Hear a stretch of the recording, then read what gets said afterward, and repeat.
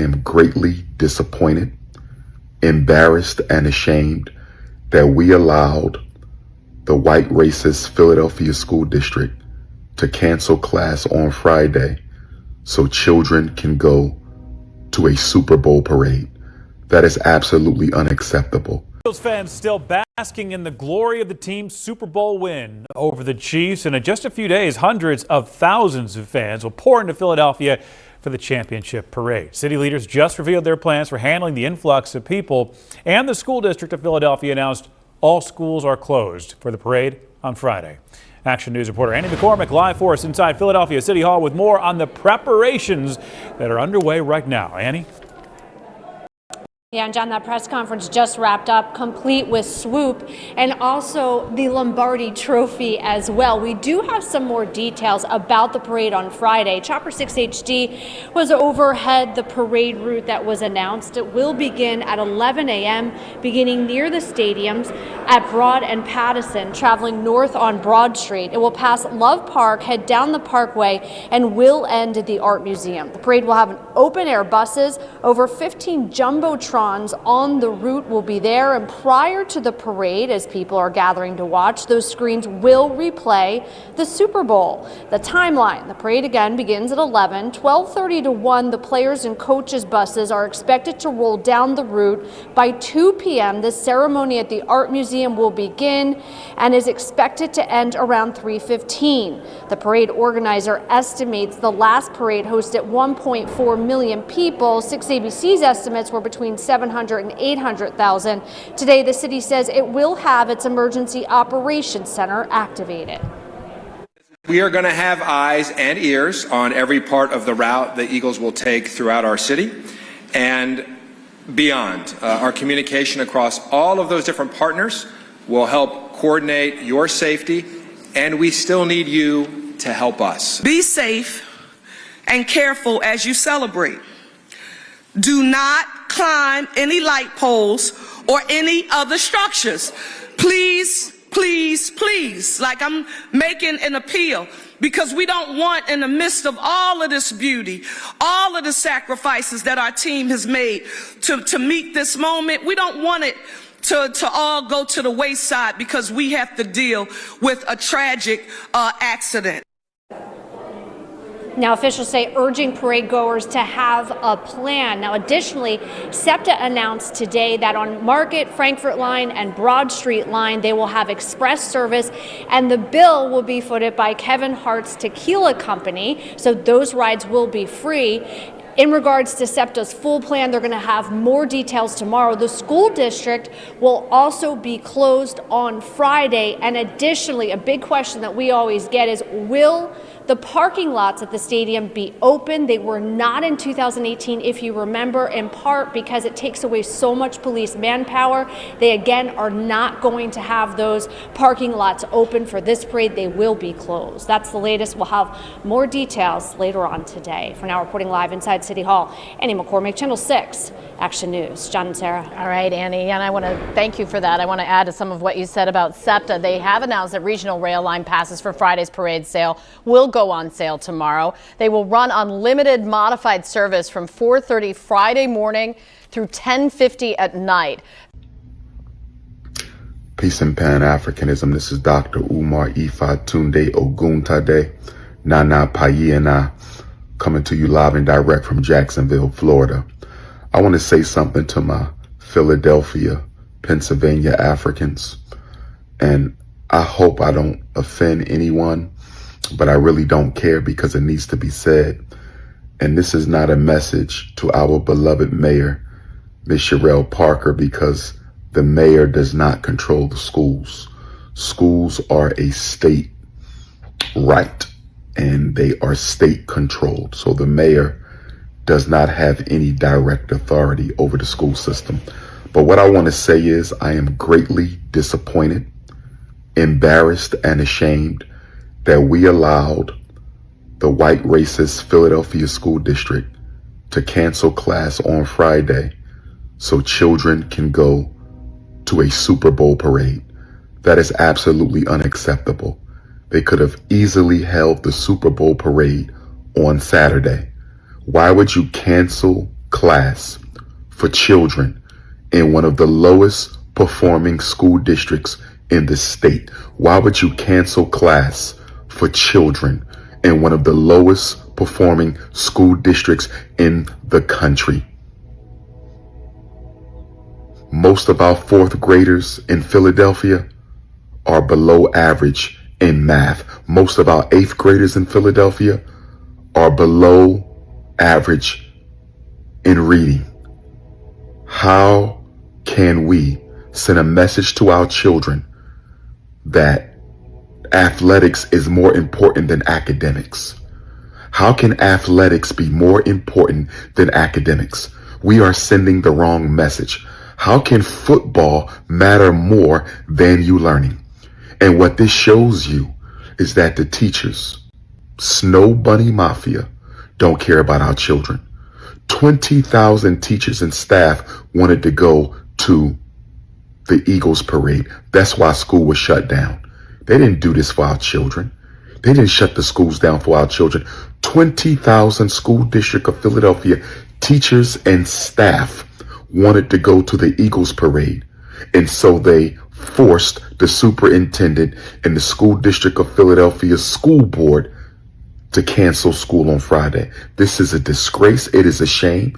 I haven't heard any pushback from a pastor. I haven't heard any pushback from an elected official. I haven't heard any pushback from a community leader. Stop sending our children the wrong message. Stop telling our children that football is more important than learning.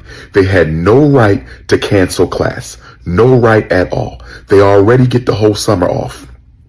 They don't need to be taken off to go to no parade. That parade could have been on Saturday. This was an absolute disgrace.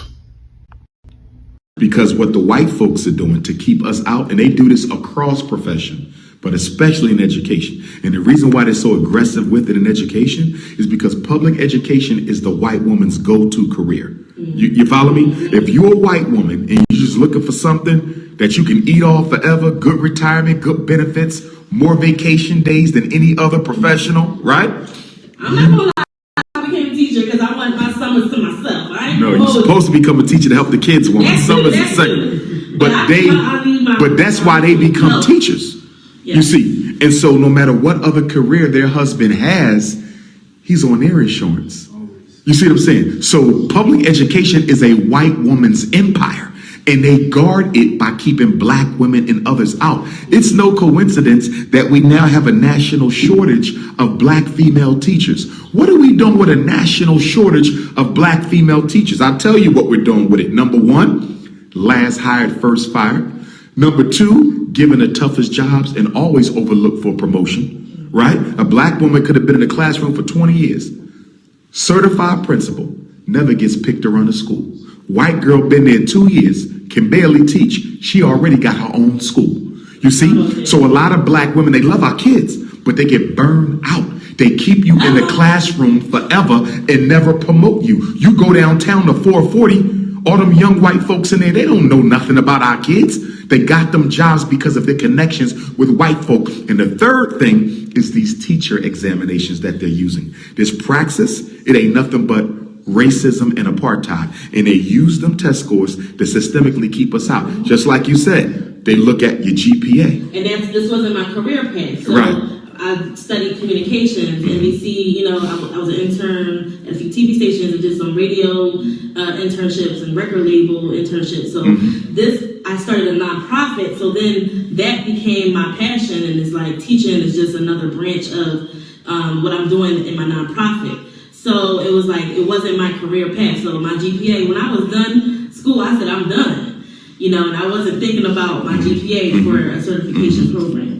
So that was, I don't know, a lot of people may be in that situation too. Yeah. So definitely going through an HBCU was what you would recommend. Yeah. And keep in mind, they didn't decide on the policy before they looked at black people's QPAs. They decided on the policy after they look at black people's QPAs. In other words, what can we do to cut down on the number of black women trying to become teachers? Black men. When I was at Millersville University 20 years ago, I was a psychology major. I was president of the Black Student Union. I influenced a lot of other students to get into psychology to help us fix our people's minds.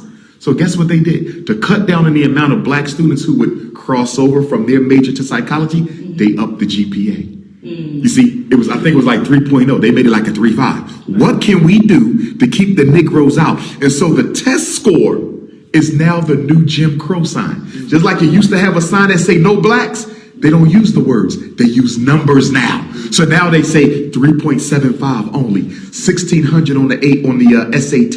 You got to have at least a 19 on your ACT. They use the numbers. They look at how black people score, and then they set the bar just above where you score to make sure some of you creep in, but most of you are kept out. And we need to start fighting against the test. And the reason we're not fighting against the test is because a lot of our black politicians are too afraid to charge and accuse white people of racism. Another genius chess move on the part of white folks, they had made black people feel uncomfortable accusing them of racism. Whenever you accuse white people of racism, you're playing the race card. You understand? As if every card ain't the race card. What was slavery? Wasn't that the race card? Jim Crow, police genocide, miseducation, mass incarceration. Show me one aspect of American society that's not ruled by race. It has to be ruled by race because white people are a numerical minority globally, and they're quickly becoming one in their own country. So if you do not focus on race, if you do not focus on white privilege as a white person, then you're undermining your advantages. So they're always looking at how many black people are involved. They're always looking at how many of us get an opportunity. There has never been in America, not one day in 400 years, where they haven't sat around a table and decided how much of a better job can we do keeping black people from getting opportunities. Absolutely. I know someone who took the practice about 6 times. And can't pass it. But the white girl take it one time, she'll pass it. And how about the black girl who failed the praxis, might have tutored 5 or 6 white girls, and 4 to 6 white girls she tutored passed it, but the tutor never passed the test. You know why? We're not in the rooms when they score the test. How do you know you failed it? How do you know you failed it? Because a white person sent you a letter in the mail and said you failed it. If you think white folks are going to be honest, if you think white folks are going to be honest about black people's testimony, when jobs are at stake, resources are at stake, political control is at stake, you're out of your mind. If they can lie and tell you you're not even a human being, what the hell you think they'll do with some votes in a closed room or some test scores in a closed room? It's the same thing with elections. Black people actually think these white folks count the votes. You really think they counting these votes? Oh, that was a close run. Wasn't no damn close run. You won, but you ain't got nobody in that room with the guts to come out and say you won. I'll give y'all an example. The Breonna Taylor case. The Attorney General for Kentucky, with a white girl, he had a grand jury. He basically shafted the whole grand jury process. Didn't give them all the evidence, didn't tell them that there was 6 potential murder charges that they could have brought forth for them cops who shot our sister Breonna Taylor. Guess what? We never knew until one of the jurors went public and one of the jurors petitioned the courts to release the transcripts of the grand jury. In other words, somebody was in the private room and decided to tell. Are you following me? We need somebody who's back there counting the votes to decide to tell. We need somebody back there when they scoring these teacher praxis exams who decided to tell. We need spooks by the door. The problem is we ain't got too many spooks by the door because most of our people act like they infiltrating the system on our behalf when they end up getting flipped by the system used against us. Very few Negroes who go into the system come out loyal to black folks.